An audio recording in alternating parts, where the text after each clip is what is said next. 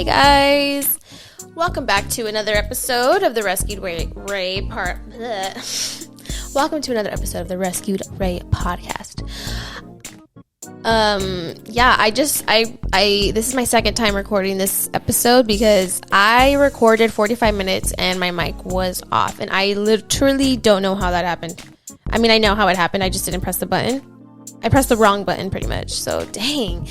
It's all good though. I'm honestly not that mad. I've had, thoughts about this happening one day, and I'm like, oh man, that would really suck. And it happened today, but that's normal. Like, that happens at least, several times or a few times, if not, whatever. Hello. Today, I want to talk about dealing with insecurities. If you saw the title, or if you're watching this on YouTube, if you saw the thumbnail, you saw the thumbnail. That thumbnail is a little bit of an irritated thumbnail. Yeah, I'm talking about my acne today. So, it's a little touchy, little vulnerable, little what, but the overarching, I guess, theme here is just dealing with insecurities and how I've been dealing or have dealt, dealing with, an insecurity of mine, physical insecurity, and this one is on my acne because this one I kind of got hit with this year big time, and for a moment there was not recognizing myself in the mirror because I had never dealt with acne as bad as I got it. Not to fast forward and to kind of give away the ending of this acne journey and insecurity journey and how I've overcome it and all that good stuff, or overcoming it. I'm not wearing makeup right now, so I kind of just wanted to show you what I'm working with, and it would be weird for me to talk about insecurities and acne and my face and wear a face full of makeup, because that's usually what I've got going on when I film these episodes. I'm wearing a lot of makeup, just so I'm not super distracting.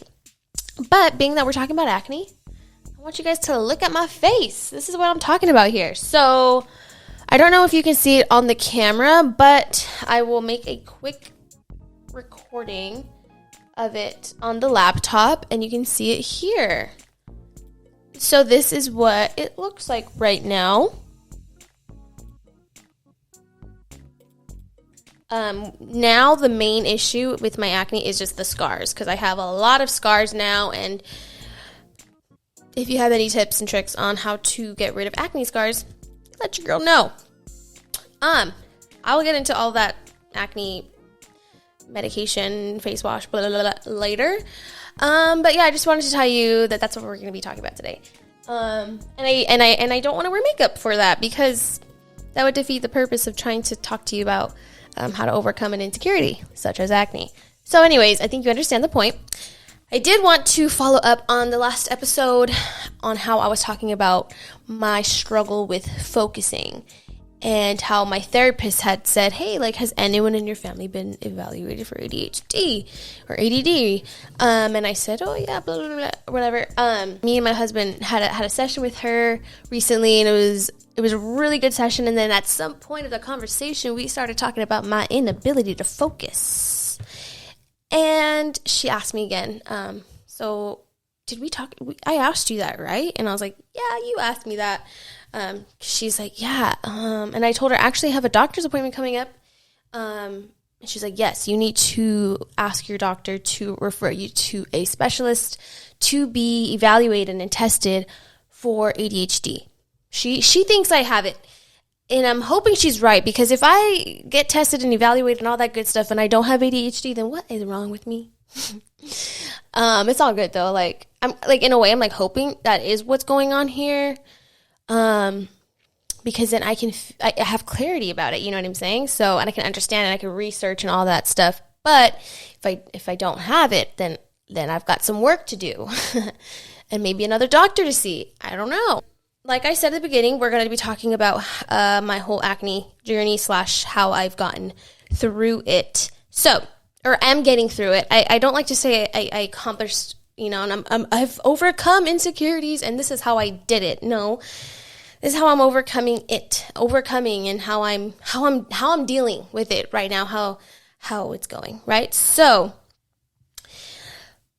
I feel like I'm talking too fast or like I'm just not breathing. So I need to breathe. Okay, so acne. When I was 14 years old, even younger than that. I was like 12 or maybe 13. And I remember getting my first pimple and I was like, okay, she's growing up. Look at that. Like them hormones hit, right? And like the skin got oily and started getting pimples, here and there, and very, very few and far in between at that time. And this was in 8th grade, or I want to say 7th grade actually was when I got my first pimple. Yes, I remember this. I got it on my chin. And I was like, dang, I'm growing up. Like, wow, like this is happening. This is crazy. So that happened. And then when I got into freshman year of high school, I started getting pimples more regularly. And it was just like a pop here, or it would pop up here, and then it would go away, and then it would come up, and then it would go away, and then another one it was just like boom, boom, boom, like one would come and leave, and then the next one was already forming. So I was just like, why is this happening? And I remember there was like a time where I had a pimple like kind of, you remember that Marilyn Monroe piercing? I had one there, and then I had one like at a diagonal on the opposite side. And I was like, okay. Like it was like parallel, like little like crisscross. It was like a crisscross pimple pattern going on. Like got one there, got one here. So right side, left side, and then the other side, other side. And it was just like this like X like on my mouth. And I was like, what the heck? And that's when I like lost it. And I was like, Mom, I was like 14. I was like, Mom, I really want to get proactive because my face. And she was like, looked at me. She's like, oh my gosh, Raina, I cannot believe you. And she doesn't even talk like that, but she was like, oh my gosh. We need to do something about your face. And I was like, yes, please help me. This is hard, Mom. Blah, blah, blah. So ordered Proactive at 14, maybe 15 years old, and had been using it all the way up until earlier this year around April.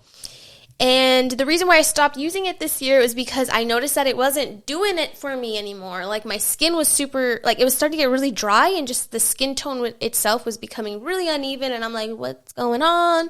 This isn't working anymore. And the acne starting to like increase. So I was like, okay, let me give it some more time. I gave it more time. Come April or May, I can't really remember the date. I decided, you know what? I'm spending this money on this skincare regimen that isn't benefiting me anymore, so I should probably just stop it. And maybe it's because there's all these chemicals in it. Maybe I need to use something more natural. So that's what I did. The natural stuff worked for some time, like literally just some time. And what it did do amazing was make me feel good about what I'm putting on my skin. It made me feel good about the moisture that I was putting on my skin. My skin felt quenched, or I don't know if that's the word. My skin felt like it was very hydrated, and I was really happy about that. However, there were a lot of oils in it, and I think either that was making me break out or just like my skin, I just have acne-prone skin. So I was just starting to break out, and I didn't necessarily use like hardcore acne medication, anything like targeted for acne. It was all natural things that help you with acne. It just didn't work for my skin. My skin was not a fan of it completely.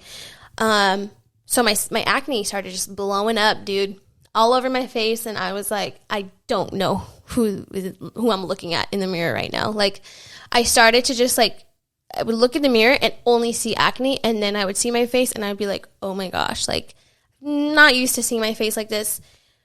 And it wasn't like one or two pimples. There was a day where, before I scheduled a dermatology appointment, I wanted to count how many pimples I had. I had 30 plus. I had like maybe like 35. I had about, it was more than 20. So I had about like 30 pimples on my face, and I was like, what? Like I literally, my husband knows, he was there with me. I was counting and he was watching me count, and I'm like 1, 2, 3, 4, like 30. I was like, this has never happened to me. Like the most I've had at one time was probably like 2 or 3. And I was getting them, obviously, if I had that many pimples, I was getting them in places I was not used to getting my pimples. I was usually that T-zone area, person who would break out in their T-zone. And I was breaking out everywhere. You get the point, right? So I felt terrible about what was happening. And purchased various acne skincare products and was using those. And I was feeling like I was sticking to what the instructions said and all the directions, and it just was not working. So I felt super out of control, and like, especially getting ready for anything. Like if I knew I was going to go and like if it wasn't work, because at work I would wear my mask all day, like the whole time, my whole shift. So I was able to hide my skin. So I was happy about that because I wasn't putting makeup on, but I was also like nervous because I'm like, I have this mask on and it's just trapping in oil and sweat. You know what I'm saying? So that was like a bitter, or what would you call that? Kind of like a hit or miss, or I don't really know what I'm trying to say, but I think you get what I'm saying. Like it was kind of like it was a good and bad situation. I wasn't wearing makeup, but I was also wearing a mask and I was sweating underneath the mask. When I would go, my dad is calling me right now. Oh, because I never told him I was home. Hi, Dad. Hey, you didn't call me. I know, I'm sorry. I'm home. I told you. I know, I'm sorry. All right, I will, Dad. I love you. I love you too, baby. Okay, bye. Bye. My dad always tells me, text me when you get home. And you better do it this time because you never do. And he's so right. I never text him. I'm bad at that. Are you guys bad at that? Whenever like you're out, or maybe like your friend or someone in your family is like, text me when you get home. I always forget. And that's not nice. I need to like not do that. But where was I? Yeah. So when I was going to an event such as like hang out with friends or family, I needed to cover my face with makeup because it was covering the irritation, all the red spots, and I would cover like the color, but the texture, like I couldn't run from the texture. I had like a 3D face, right? Like if you were to look at my face in a profile, you can see the acne kind of like sticking up in different parts of my face. So it was like I could only hide so much, right? Like, so with that, if I had to go into an event, I would be so fearful and just like not even want to make too much eye contact because then I would notice people looking at my skin, and that was nerve-wracking. Or is it nerve-wracking? You know what I'm trying to say. Like, I was just so not into it. I was like, dang, I almost just don't even want to go out anymore. So that's what I was doing. Like, I ended up, you know what? I think I should just probably not even go out anymore, like at least for like a week and let my skin heal. But it never really got to that point where it was like gone. Like I'm barely at a place where if I rub my face right now, I don't feel any acne. I'm just left with a lot of scars. So like, yeah, if there's any like tips you have on getting rid of acne, scars, hyperpigmentation, if there's like a cream out there that's like super safe and good for sensitive skin, because I think I just have sensitive skin, let me know because your girl needs to know. So you might be thinking like, okay, well, I don't have acne, so like, why does this story pertain to me?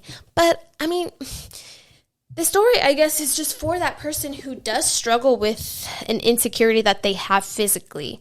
And maybe it's not acne, or maybe it's like something like your laugh. Like maybe it's something like not physical, but like it's just something about you that you're just like, oh, I can't stand that about me. Like, why am I like this? Like, why did God create me this way?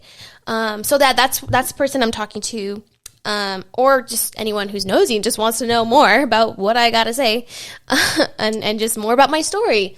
I don't mind a nosy person, but yeah, just anyone who wants to know about how I dealt or am dealing with this insecurity called acne, and really any other insecurity that will come about in my life, and what I feel like could help you out as well. So let's see. As you guys know, I need an outline for these episodes because if I don't, I might lose focus. As we all know, I struggle with that. So the reason why I wanted to tell you out there why I'm dealing with this, because like I said, you could relate to this, and I want to just empathize with you on that, and just know, I just want you to know that like I feel for you, I empathize with you, because that's the feeling of just like you can't even look at yourself in the mirror because of this thing that you've got to deal with. Like it sucks, but it does kind of breed this unhealthy mentality and just this frustration that is just not good for you. I know for me, just bred so much sadness and loneliness because I didn't want to go out. Like, I just wanted to see how long I could not go anywhere so that my skin could heal. So I did that.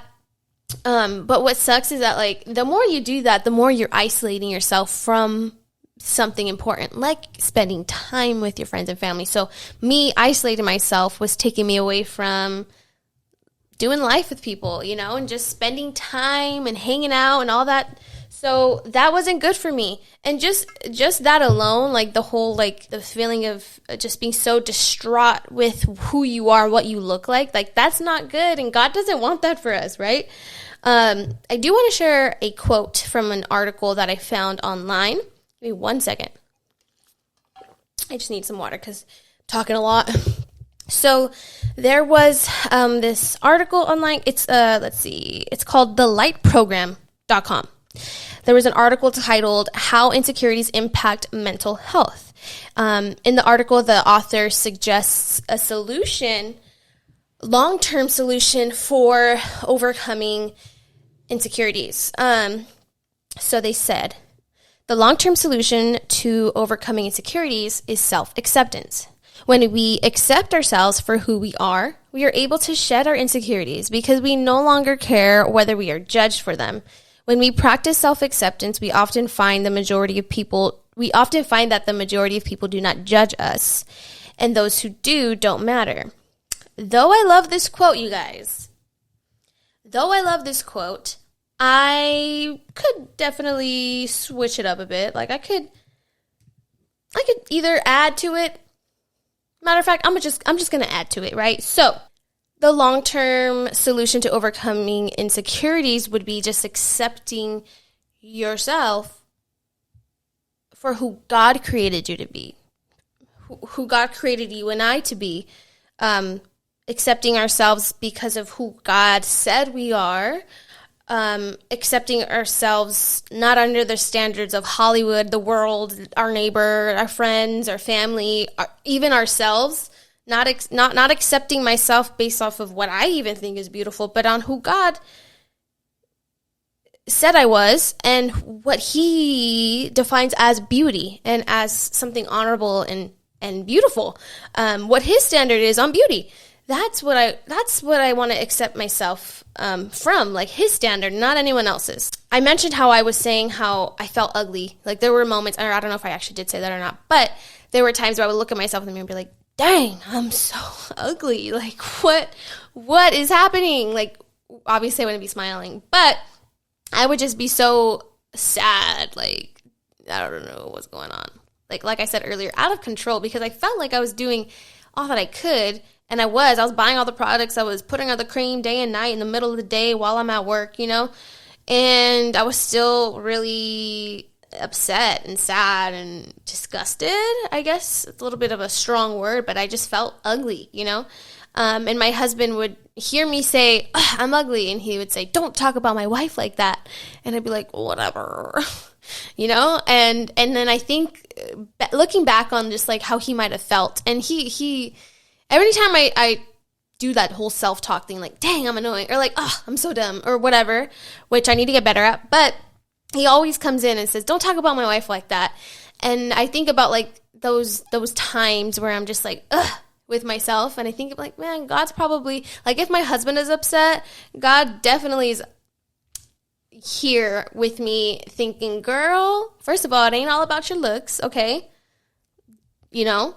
Do not be so focused on your outer appearance. Second, don't talk about my creation like that. Like, I created you. Do not call my creation ugly. You really believe that? You know what I'm saying? Like, can't be doing that. Can't be talking about God's creation that way.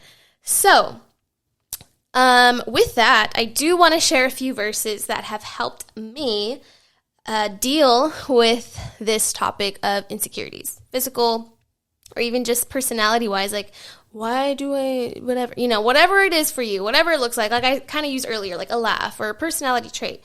For me, it's been, as of now, it's been a physical insecurity, which is my acne, now my acne scars.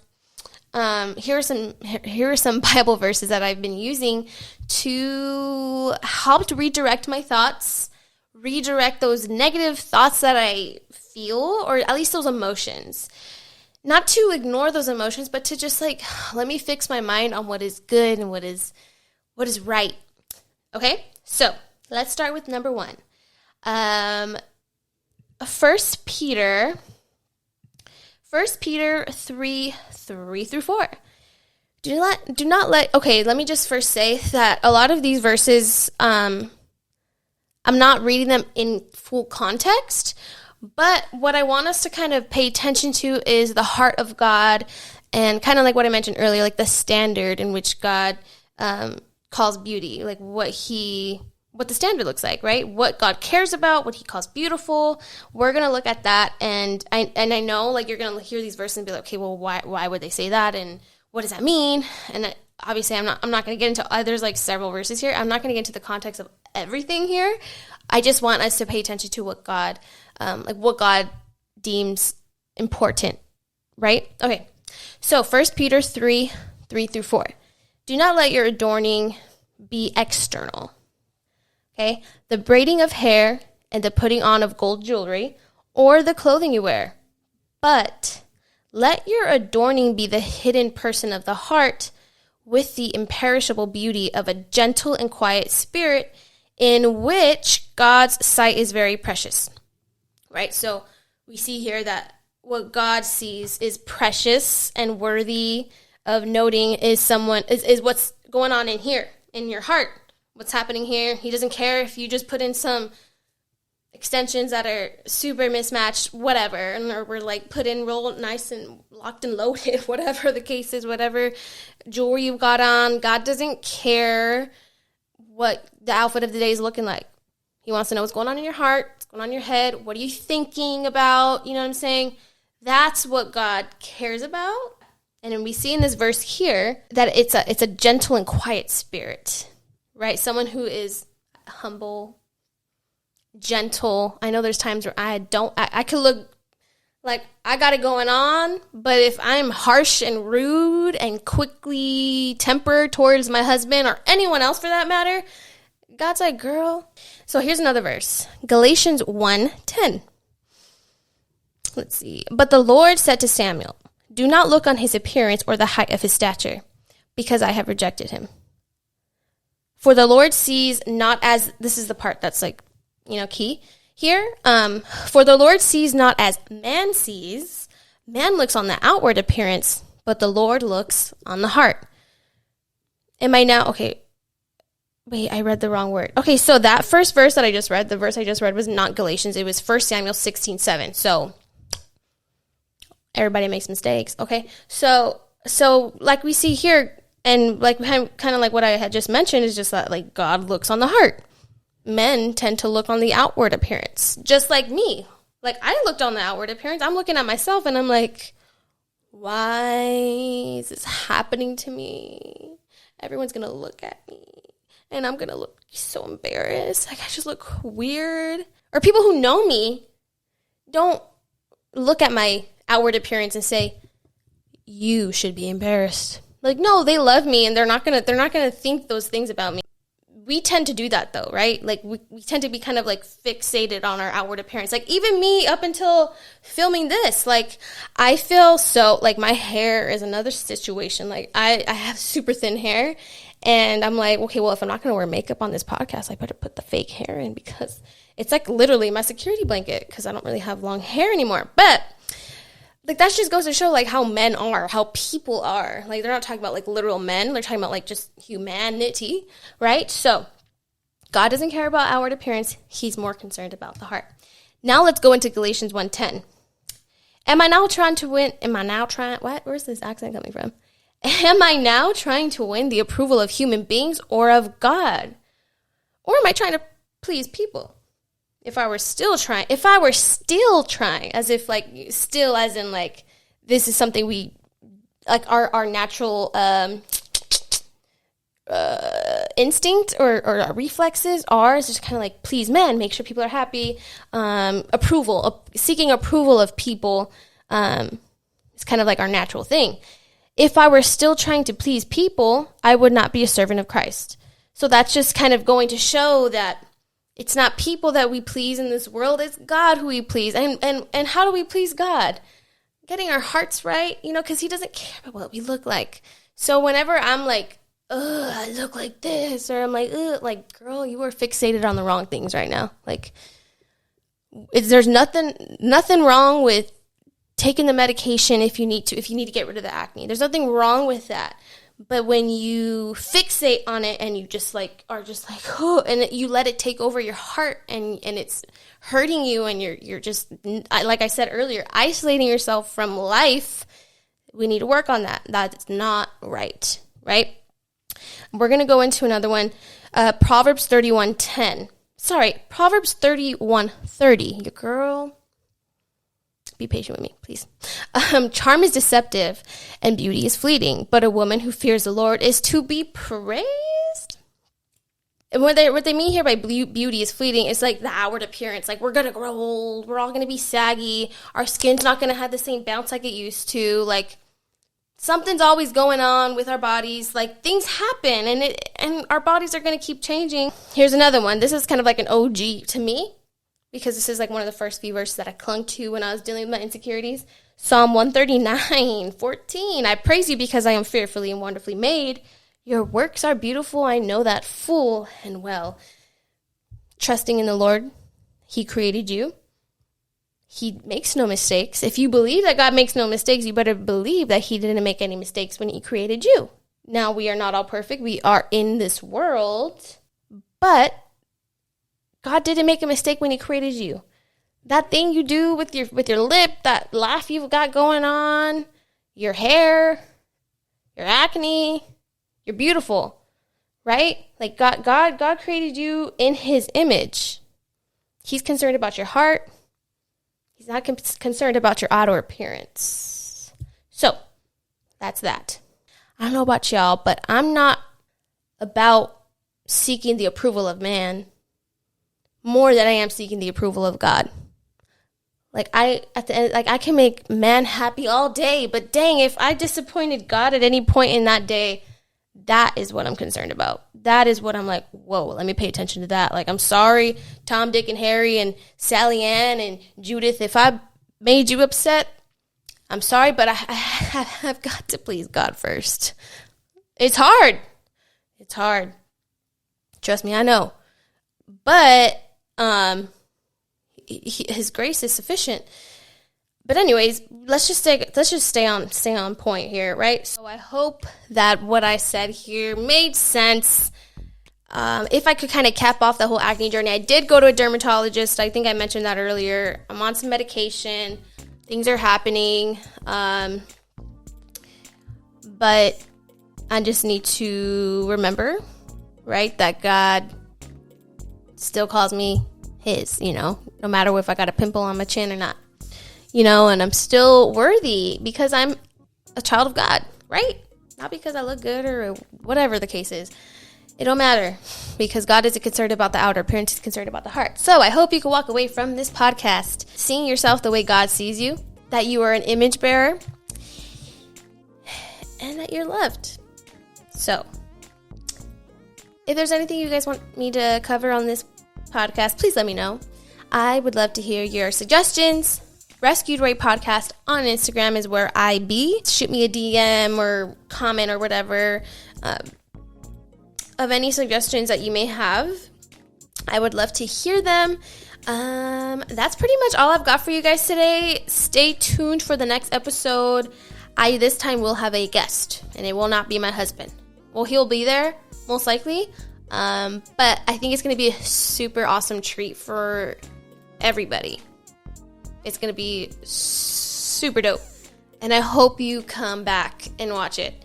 I probably won't be able to post it for another week or actually another 2 weeks. I'm going to say 2 weeks just to kind of add a little bit of a buffer cushion time because we still have a few things to figure out before then. But I really do hope that you guys come back because that episode's going to be tight. Okay? I love you guys. And I hope you enjoyed this podcast episode. That's all I've got. Bye, you guys.